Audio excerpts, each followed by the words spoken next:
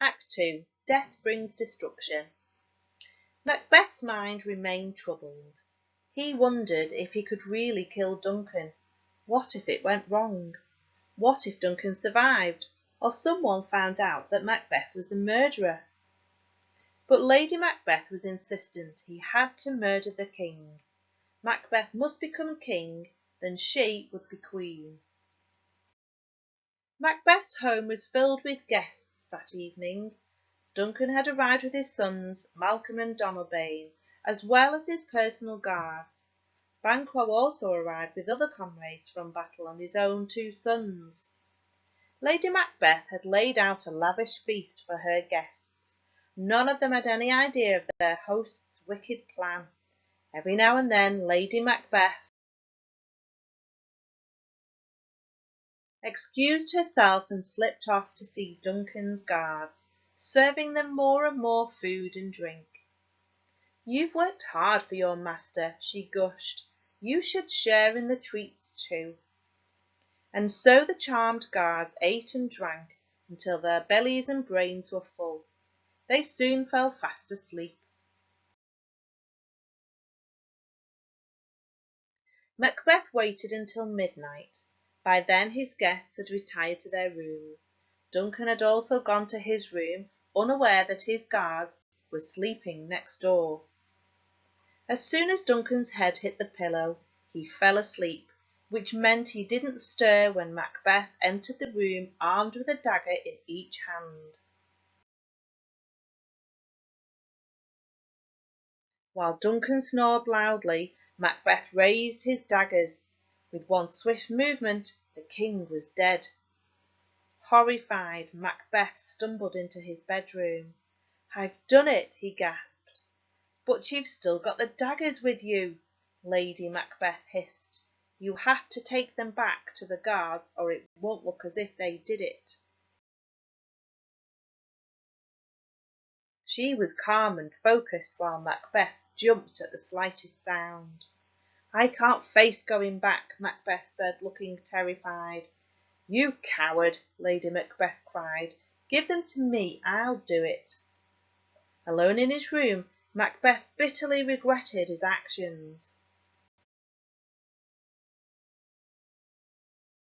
He couldn't get the picture of Duncan's dead body out of his head. "What's that?" Macbeth jumped as he heard a noise. There was someone knocking at the front door. "Someone's come," Macbeth whispered as his wife came back into the room. "Someone must have found out what I've done. They're here to get me." "Don't be ridiculous," Lady Macbeth replied. "Calm down and see who's at the door." The visitors turned out to be Macduff and Lennox. They wanted to see the king. As Macduff went to the king's chamber, Macbeth stayed talking to Lennox, desperately trying to keep calm. "No!" Macduff's scream rang out. "What's wrong?" Macbeth asked, pretending he had no idea. "The king has been killed!" Macduff wailed. "Wake everyone and bring them here." News of the king's death quickly spread to everyone in the castle.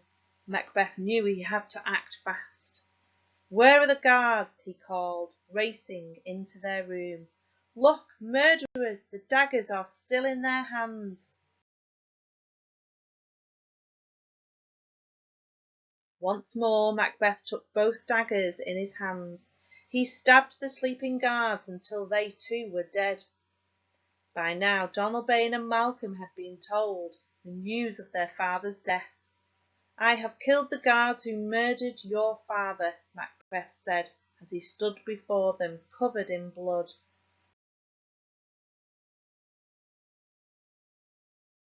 "What terrible things have happened here?" cried Lady Macbeth as she came into the room, and so as to convince the guests of her shock, Macbeth's wife pretended to faint. "Help her," Banquo said. "Come, we must meet to decide what should be done," said Macbeth, as his wife was carried away. But the king's sons refused to join them. Fearing for their own lives, they fled the castle. Macbeth continued to lie as he began to organise the king's burial. Macduff sat with Ross talking about the horrors that had taken place that night. "Where have Malcolm and Donalbain gone?" Macduff asked. "And why? Isn't that suspicious? Perhaps they ordered the guards to kill the king." Ross scratched his chin. "It's certainly strange.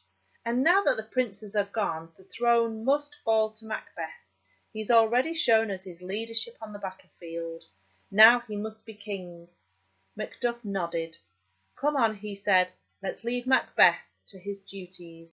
This house is full of horror and sadness.